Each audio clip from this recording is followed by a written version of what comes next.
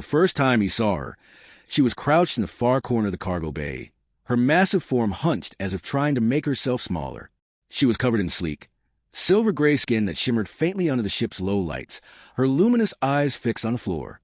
Jareth, a human engineer assigned to colony ship Celestial Dawn, paused mid-step. Most aliens aboard were used to humans by now, but she avoided everyone. He checked his datapad, confirming the report. Subject, Tolera. Species, Virelian. Status, transported refugee. Assigned to cargo bay until relocation. Jareth lowered the datapad. "Hey," he said softly. "You need anything? Food? Water?" Her head lifted slightly. Her voice, when it came, was a deep melodic rumble. "I am fine." It was a lie. He could see the tremor in her limbs. Over the next few days, he found excuses to stop by, bringing spare ration packs, offering to adjust the temperature regulators. Slowly, she began to talk. "My people value slenderness," she confessed one evening, her glowing eyes refusing to meet his. "I was too large. No male would take me as mate. I was given away when my clan could not feed me. They said, I am not breeding material." The words hit him like a punch. He crouched beside her, ignoring how small he looked next to her towering frame. "They're wrong," he said simply. She blinked. "You do not know me." "I don't need to," he replied. "I know cruelty when I hear it, and I know beauty when I see it." Her breath caught, a soft, disbelieving sound. For days after, she couldn't stop thinking of his words. Then came the raid. Pirates struck the Celestial Dawn mid-journey. Sirens blared, hulls shook. Tolera huddled in the bay as the ship's defenses engaged. A blast tore through the wall, and fire erupted. She might have frozen, but then, "Tolera!" Jareth burst through smoke.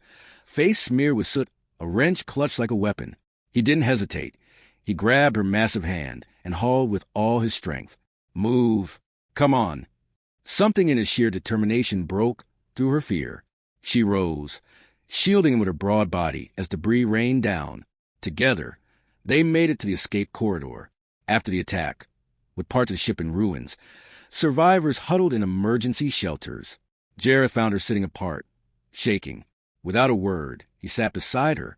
Slowly, she leaned into him, trembling until she felt his arms wrap around her waist. "You're safe," he whispered. "With me, you're safe." For the first time in her life, she believed it. Weeks passed as the ship limped toward the nearest habitable station.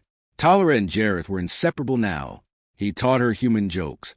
She showed him how Virelians sang to calm their young. One quiet night, under the artificial stars of the observation deck, she finally spoke what had weighed on her heart. "Jareth, why do you stay? I am not like your females. I am too big, too rough. I cannot get what others can." He looked up at her, eyes fierce. "You give you, and that's all I ever wanted." He rose on tiptoe and kissed her. Her whole body shuddered, and then, carefully, she kissed him back. What followed was gentle, patient. Months of learning each other, of whispered confessions in the dark. When they finally shared a bed in the tiny crew quarters, she cried softly against his shoulder, murmuring, "I never thought I could be wanted." He held her tighter. "Wanted? Tolera, I love you." When the Celestial Dawn reached port, Tolera no longer hid.